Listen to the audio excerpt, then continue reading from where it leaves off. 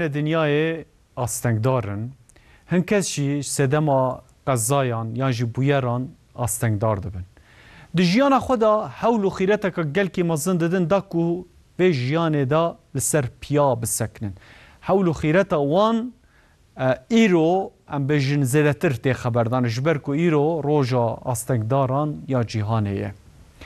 Bi zor û zehmetiya vê jiyanê de kesên ku navê xwe derxistine hene.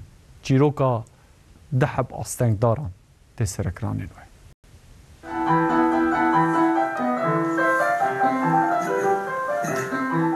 Piyanîstê biçûk Bager Çalışçı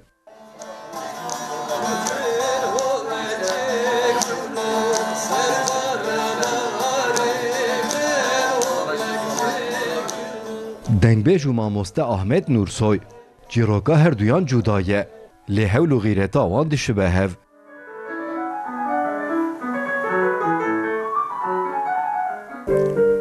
Çavî wî nabîne lê dikare hemû dengan wekî notayê derxîne.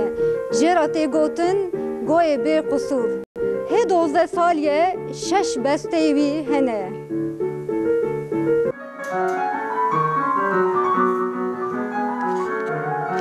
Hem güç veren hem üzüntülere şey yapan hem mutluluk yapan bir duygu sanatıdır diye düşünüyorum ben. Di nav stranbêj û dengbêjên Kurdan de ji Şakiro ilham digre. Ya Şakiro mesela yani Şakiro genelde birinci olur. Yani ben de genelde Şakiro'yu ben çok severim yani genelde ben. Bavê Bager Mehmet Çalışçı dibêje em li du xeyalên bagerin û çi dixwaze em wê dikin. Perwerdeyekî hebe ku cikî xweş hebe em li pey wî diçin. Mal jî bîle em çabêjin hani koçeriyê me. Em îro li Mûşê sibê li Enqerê sibê li Enqerê di sibe em belkî li Avrupayê bin jî yani pey ewa bager em ê herin. Malbatên astengdaran divê bi sebir bin û zarokên xwe motîve bikin.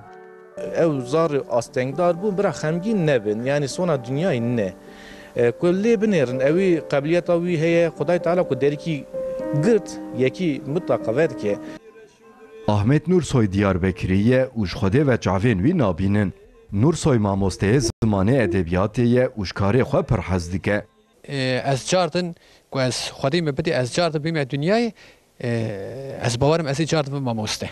Nursoy dibêje müzik îfadekirina rehe. Ji alî müzîkê ve yan jî bi resîm yan jî bi heykel xwe îfade dikî em jî bi rastî pirê piskirêkê xwe em müzîkê tînin ziman. Civak û malbat divê tim piştgiriyê bidin astengdaran. Her insan mutlaka Xalık Rabbi alemi kabiliyetik dayı wan yeter ki fi kabiliyete hani malbat û tevî mamosta vi kabiliyete hani daxin ortî. Her sal li giştiyê dinyayê sê qanûnê wekî roja astengdaran tê pîrozkirin. Lê divê tenê nevê rojê her tim piştgiriya wan were kirin.